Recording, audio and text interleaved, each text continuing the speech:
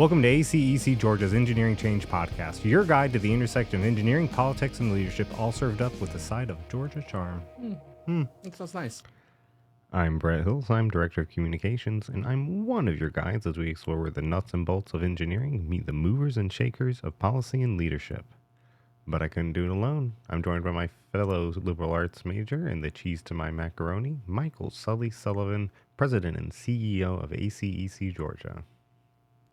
And joining us this week and every time we delve into life under the Gold Dome, Christy, Director of Government Affairs. Most notably, not the cheese to your macaroni. The donut to my coffee. Oh. Ooh. Christy, Sully, welcome to the first episode of Engineering Change. Thanks, Brett. Now I'm thinking about his donuts. You could do some donuts. Donuts.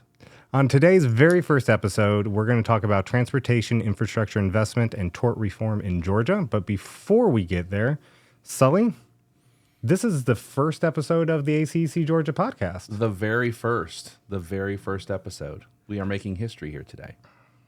So tell us a little bit about where this idea for, we're an association, we're a nonprofit association of engineers. We represent engineers. Why a podcast?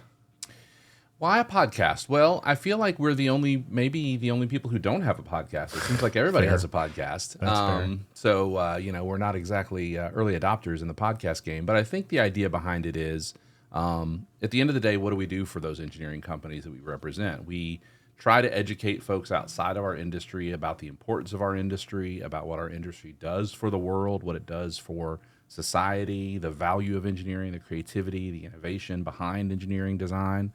And this is a great way to do that.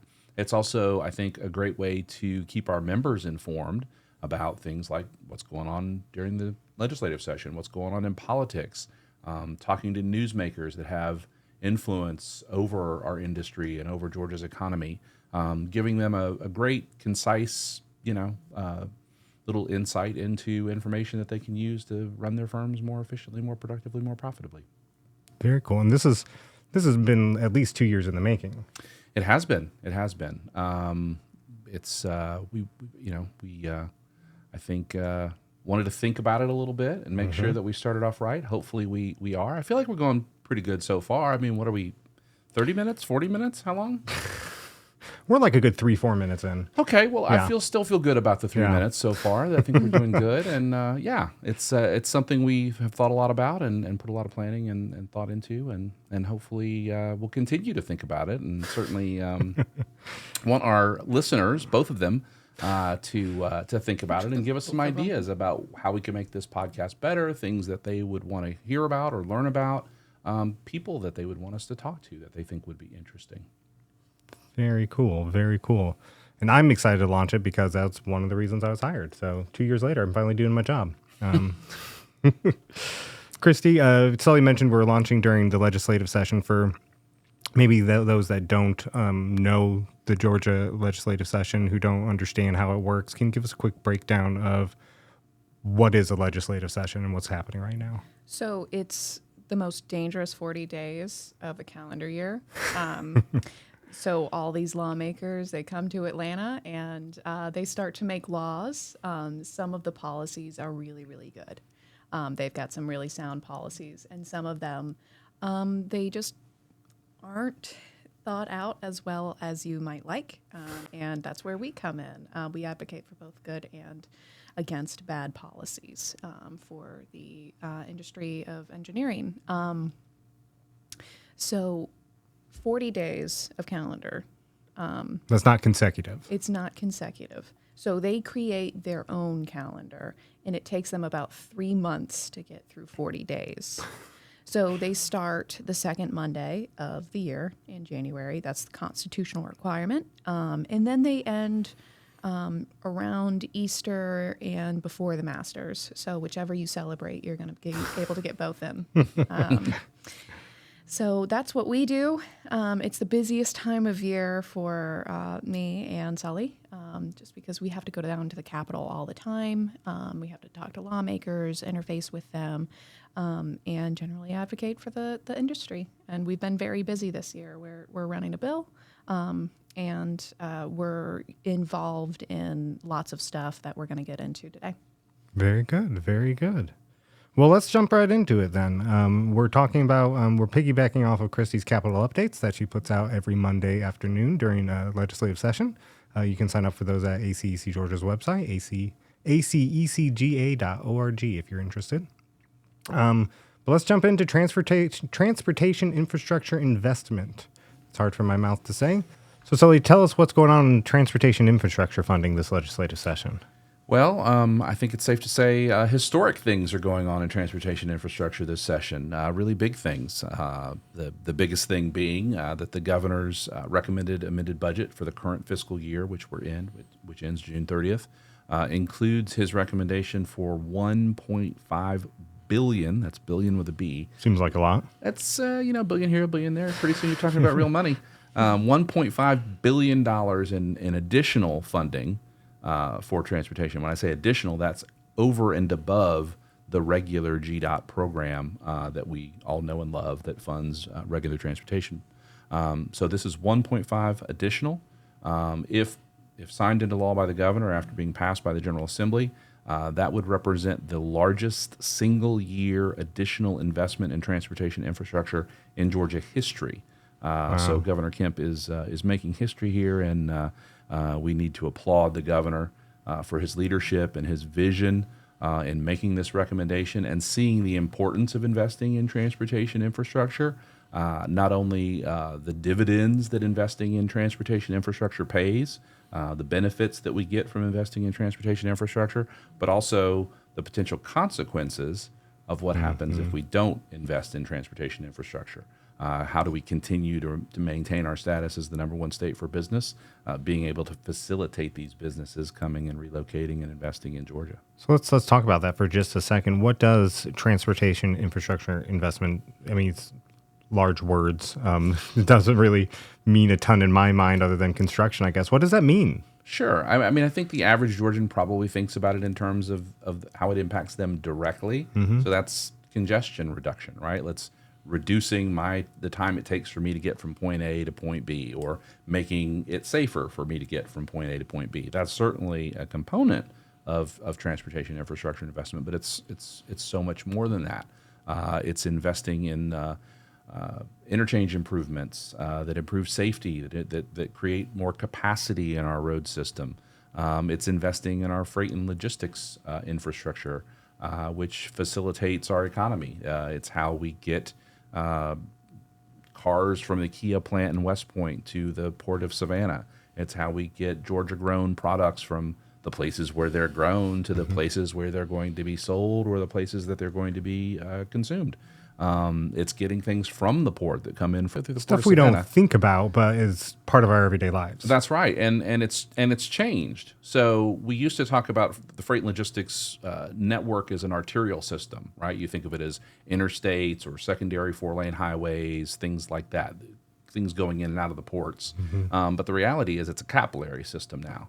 Our freight and logistics network is in your neighborhood. Every Amazon package or FedEx package or UPS package that gets dropped off at your house, which has become an increasingly popular way to get stuff, as opposed to the old way where things would get delivered to a distribution center, they'd get moved from the distribution center to the mall or to the retail location. But now those things are going straight to our houses. So our freight and logistics infrastructure is a lot more expansive than it was a few years ago. So I could apply for one of that 1.5 billion. Yeah, get in line. Get in line. There is a long line. And speaking of the long line, the planning director of the Georgia Department of Transportation, Janine Miller, recently presented to the Senate Transportation Committee and articulated that our needs, just again for freight and logistics infrastructure, transportation infrastructure, total north of $80 billion.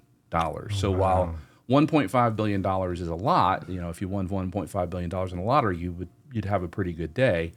In the context of $80 billion or more worth of need, it's just a down payment. Yeah. I don't want to say just a down payment. It's a significant, historic down payment, but our needs are much, much larger than that. Wow. So, Christy, what else is going on in the legislature regarding transportation investment? So we've got the $1.5 billion for GDOT, which is really exciting. And part of that includes LMIG, which is local maintenance improvement grants. Okay. And local, Explain what those are. so local governments can apply for grants to help improve some of their infrastructure. And that's one of the tools in their toolbox to fund transportation. We are going to get into TSPLOST, Transportation Special Purpose Local Option Sales Tax, which, as our friend Matt Reifer at ACEC National says, the worst acronym to ever exist. What's that T-splash? T-Splash.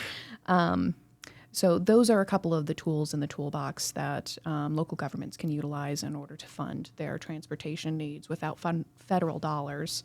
But T-Splost is actually getting just a little bit of a facelift based off of MOST, which is municipal option sales tax.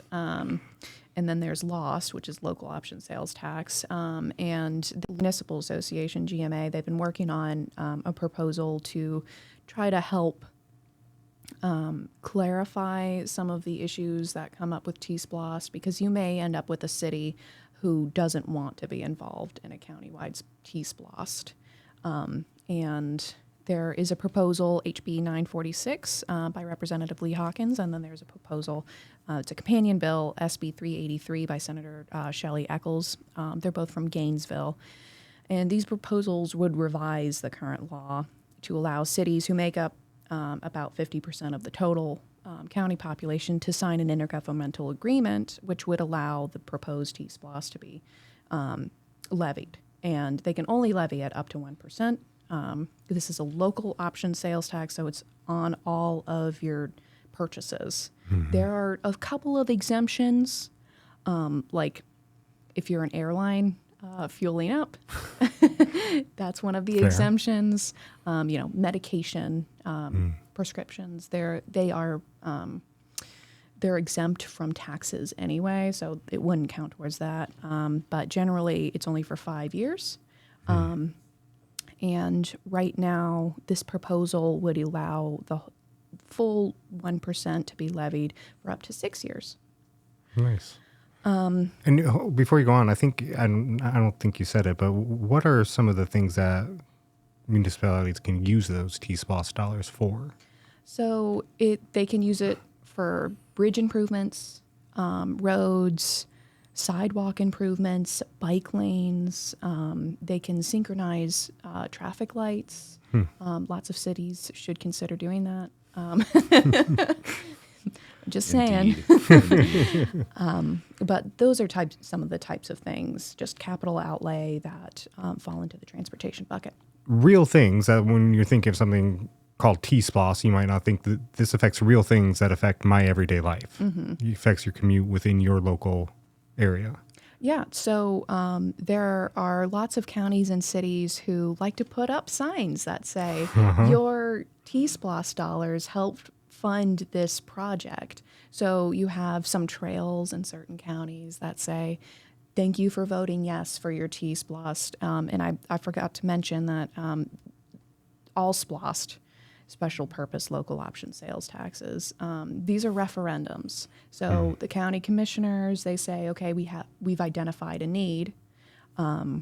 And if they have to get the cities involved, they get the cities involved, and then it goes to a local referendum. And then the voters actually vote to levy this 1% sales tax on themselves. Nice. Very cool. In the world of T-Splost, Sully, you got anything you want to add to that? I think it's a really cool tool in the toolbox. The reality is, whatever kind of transportation infrastructure needs we have in the state, there's no silver bullet for it. It's a variety of sources. It's a combination of federal funding. It's a combination of state funding, creating new sources of funding, and creating tools like this transportation SPLOST that allow local voters to vote whether they want to have a new sales tax imposed on themselves to fund the things that are listed in the referendum. And it's a really broad list. Christy went through some of the things. It's, the transportation purposes is very broadly defined in the law. So it is things like walking trails. It is things like sidewalks. It is a much broader definition of transportation than what people may think of when they just kind of think of traditional roads and bridges. It's what the community needs, and they get to kind of decide what those needs are and put a tax in place to fund it. Very cool. Very cool. I want to pull back for a minute and go back to something you said before, Sully, when we were talking about statewide transportation funding. You said something about Janine Miller talking to the legislature, I believe you said, about $80 billion is the need. Break that down a little bit if you can. Like, what is she? What is that study? Because I believe it was a study she commissioned. What are some of the areas in need in Georgia? I think you have acute needs, and that's not like that's a cute need. That's an ugly need. That's a cute need. Got it. Yeah, you have acute needs, and then you have general needs. So a general need would be sort of our arterial or capillary type system. So things like maybe barrier separated lanes that heavy trucks would drive in that would be tolled. They might pay for that. Again, this is not part of, I should say again, this is not part of her study. Her study just identified the need, not how you would pay for it. But one thing could be barrier separated truck lanes. One thing could be widening existing arterials, a couple that have been discussed for decades.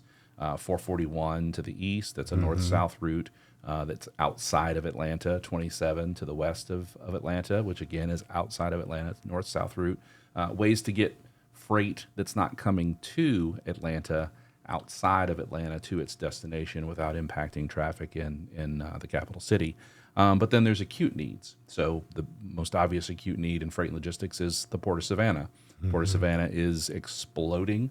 It's the fastest growing port in the U.S. It's the third largest port in the U.S., and it's growing. Every year at our Georgia Transportation Summit in November, Griff Lynch, the executive director of the Georgia Ports Authority, comes and he tells how much they're going to grow in the next year.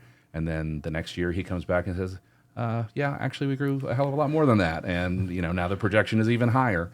And so just what's forecasted at the port, the amount of logistics and freight and infrastructure that's going to be needed in and around the Port of Savannah is massive. And then your other acute needs are these massive mega projects that have been brought to Georgia, which is great. It's a great problem to have. We need more people bringing us $5-6 billion investments in our state, but it is still a problem because particularly since so many of those projects are outside of the metro area and more rural parts of Georgia, they have a lot of infrastructure that needs to be put in place to facilitate a workforce of several thousand people and all of the halo effects of the other businesses that are going to come to support the main mega project. So the kinds of investments that you would need to make around those mega projects are pretty significant. And then you have expansions like what Kia is going to do at West Point. That plant's been there for almost 20 years, but they're talking about another expansion, and so that creates additional infrastructure needs. So it's a variety of things, and then there's things that affect small communities. Rail is something that I think a lot of people don't think about when they think about transportation funding. They think of roads and bridges, but we have trains that are 3 miles long now. Some of those are double. I know. I've been stuck.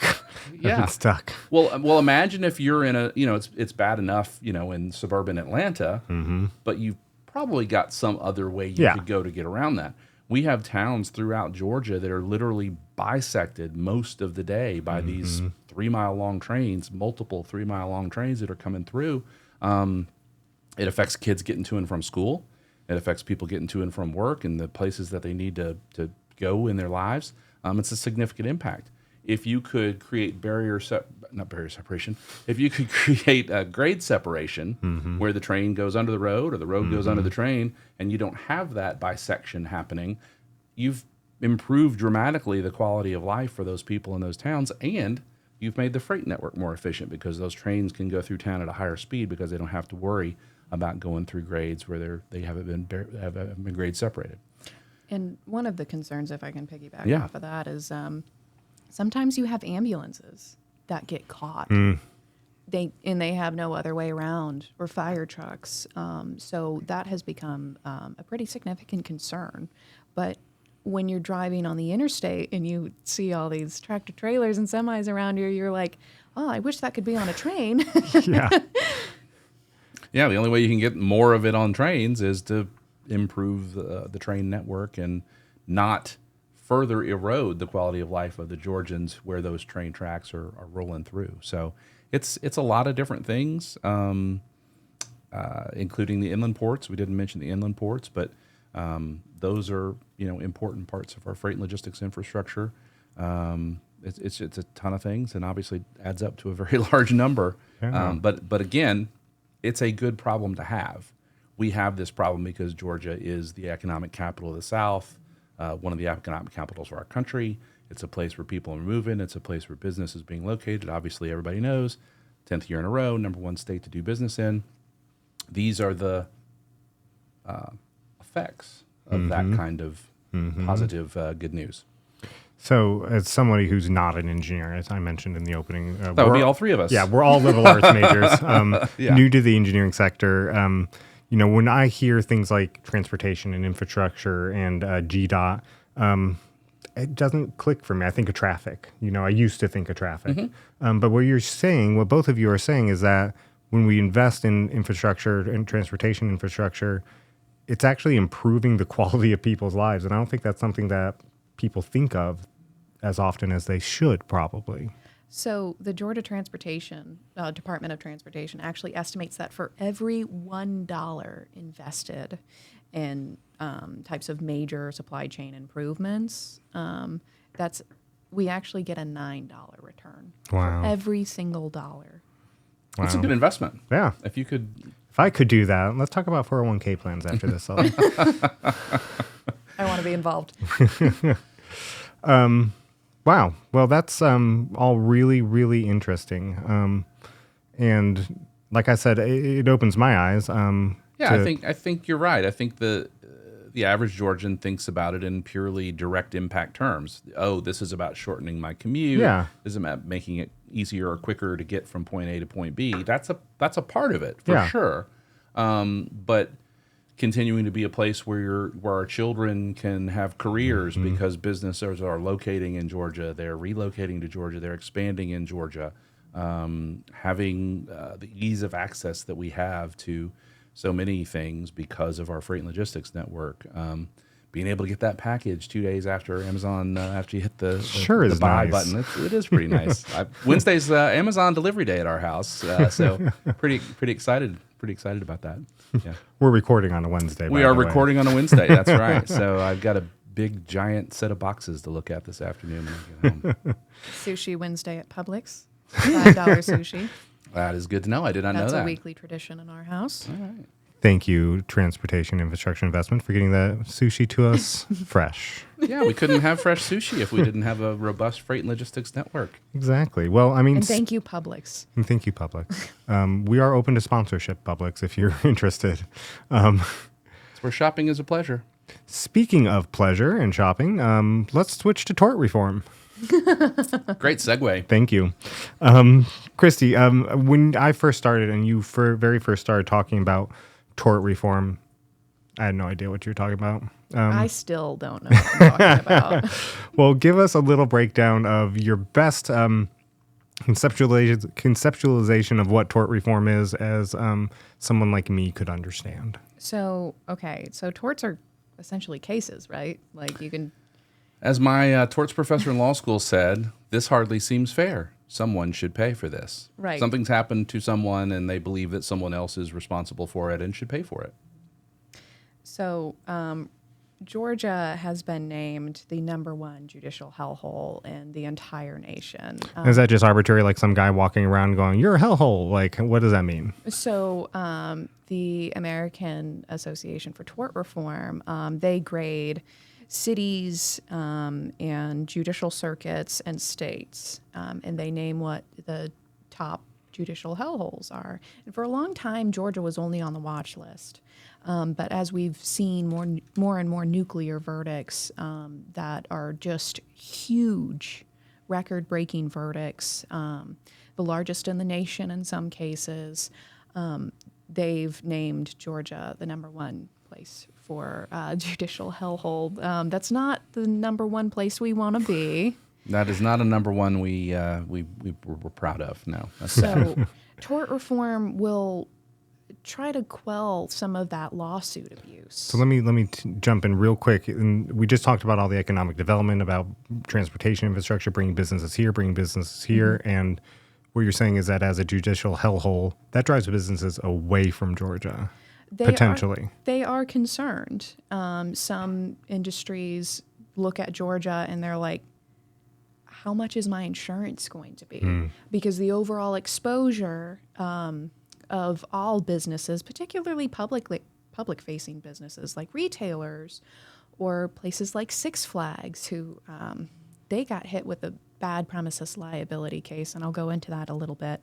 But public-facing companies and places with brick and mortar stores, they're the ones that are suffering the most, and their insurance premiums are going up. And a lot of them, even though they don't even go to court, they're settling for really large amounts. Like they could settle for millions of dollars because they know that if they go to court, that jury's just not going to be favorable for them, because a lot of plaintiffs' attorneys, these are like the ambulance chasers that some people talk about, they do what is called anchoring. And what they do is they walk into the courtroom and they say in front of the jury, we believe a reasonable cost is such and such, when it's just not reasonable. But now the jury thinks like, oh, an attorney said that was a reasonable cost for this person who got hurt in a store, even though it wasn't the store's fault. So you have a lot of anchoring, and that's causing a lot of just nuclear verdicts. And then you have punitive damages. Now, in some cases, punitive damages are capped at $500,000 in the state of Georgia. However, in stuff like product liability cases, like when we saw the Ford rollover case 2 years ago, Ford was hit with a $1.7 billion punitive damages verdict. Now, the family of the individuals who passed away in that rollover case, they only got something like $16 million. I think it was 16. They didn't get all of that money. They didn't get $1.7 billion. So where does the rest of that money go? Punitive damages go to the state of Georgia. So 75% of punitive damages get paid to the state. It's a state payday. So there is an incentive for some individuals in state government to not want to touch this, Right. because it can be a payday for the state, which is not the case. It's not business friendly, and we really do need to see some, just there's a healthy balance of someone getting what they deserve, all of their medical bills paid, and maybe some extra cash, but like for pain and suffering, I mean, there's a balance. Right, And- like with all things, you got to find that right where it settles out even for everybody. And the state of Georgia does not have that balance. So right now we're working with the Georgia Chamber on something called direct action. And direct action is really important for the trucking industry, because if you get involved in a case or an accident with a truck, you can sue both the trucking company and the insurance company. And the bill that's in play right now is SB 426. It's by Senator Blake Tillery. He's from Vidalia, and he's actually an attorney, so we're really excited to see that he is the sponsor. But this bill would limit the number of ways in which an insurer can be brought into the case, because lots of plaintiffs' attorneys know that if you sue the insurance company and the trucking company, you get a bigger payout. Right. And that exposure for the insurance company raises costs on everyone, including anybody who drives a car. And if you drive a car, if you have a license, you have to have car insurance in the state of Georgia. So it does affect everybody. It also increases the cost of those Vidalia onions that are getting shipped and carried on trucks Exactly. down in Senator Tillery's district. Right, because somebody ends up paying for it. That's right. Whatever the verdict is, it's going to get if it's a company, that company is going to pass that on to their consumers, their clients, their customers. As an example, verdict against CSX, they were approached by a movie production company that wanted to film on their railroad tracks. The movie company sent them a request in writing. CSX responded back in writing, and the short answer was, no, you can't film on our railroad tracks. We can't be responsible for that. You're not allowed. Please do not trespass onto our property. You can probably guess the movie company did trespass onto their property. So they're trespassing on someone else's property that they've specifically asked for permission from and been specifically denied. And you can probably also guess, yes, one of the film workers got killed on a railroad trestle. Yikes. $3.9 million verdict against CSX for something that happened on their property. Foreseeable. Yeah, it was foreseeable. That's why they told them no. Right. That's why they told them they did not have permission, and yet they still got sued. Again, it's finding this balance. Someone was killed. That's bad. Right. Probably there were responsible parties. Maybe the film production company. You can think of other defendants. But a $3.9 million verdict against the company that explicitly told them not to do the thing that resulted in their harm, that seems, a little hard to stomach. Yeah.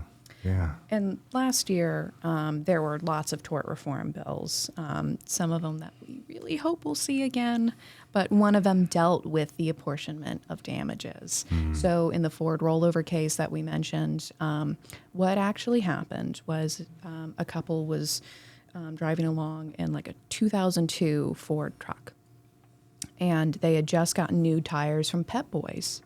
And Pep Boys put the wrong tires on. It caused a blowout, and the truck flipped over. And the roof had not been properly secured. It was alleged that the roof was not properly secured, and that it malfunctioned, and they died. Pep Boys was the reason that accident happened, and they were only apportioned 30% of the responsibility. And Ford got hit with the rest. What about the Kroger case, if you want to talk about an even more egregious the Kroger apportionment? Case. So several years ago in DeKalb County, an individual, he was driving a sports car. He was a Navy veteran. He was in the parking lot of Kroger, and he was approached by some criminals who shot him several times. And Kroger ended up paying something like $70 million in that case. Jeez. And the criminals were only apportioned something like 14% of the responsibility, because the plaintiff's attorneys said that Kroger had a responsibility to secure their parking lot. They had a security guard inside the store, but because they didn't have someone on the parking lot, and this was in a neighborhood that the plaintiff's attorneys said crime was rampant, and that they knew that they should have had the parking lot secured. But because they didn't, this individual was shot several times, and he became paralyzed. Wow. He's wheelchair bound. And he got a crazy amount of money. Wow. And, some of it, he deserved his medical bills, Right. for sure. But to say that it was Kroger's fault, Right. and to apportion only a very small portion to the actual individuals who committed the crime, Right. that's unfair. And again, that judgment's probably going to be reflected in Kroger's prices, which then affects the people who shop there. That's right. And before, we probably have a lot of engineering firm individuals within engineering firms that are like, well, we don't have a grocery store parking lot. How does this affect us? There's a cause of action called negligent design. Right. Use the Ford rollover case as an example. There's actually a real case that happened on Peachtree Road where a car went over a hard median, flipped, rolled over. The passenger died. The engineering firm was sued for negligent design. The claim being, this was designed poorly, and as a result of this poor road design, catastrophic injury occurred. That was a cause of action against against an engineering company. So these are the kinds of things that all businesses need to worry about. Right, even though some of the examples are these big kind of more commercial companies, it affects all businesses. Well, it sounds like tort reform is a very complicated topic. That's probably going to take us a little while to sort out, but Complicated, perhaps boring, but really important. Really important. Well, as you can tell, we are still finding our groove. If you have topics or newsmakers you'd like to see on engineering change, let us know. Drop us a line. You can find ways to contact us at acecga.org.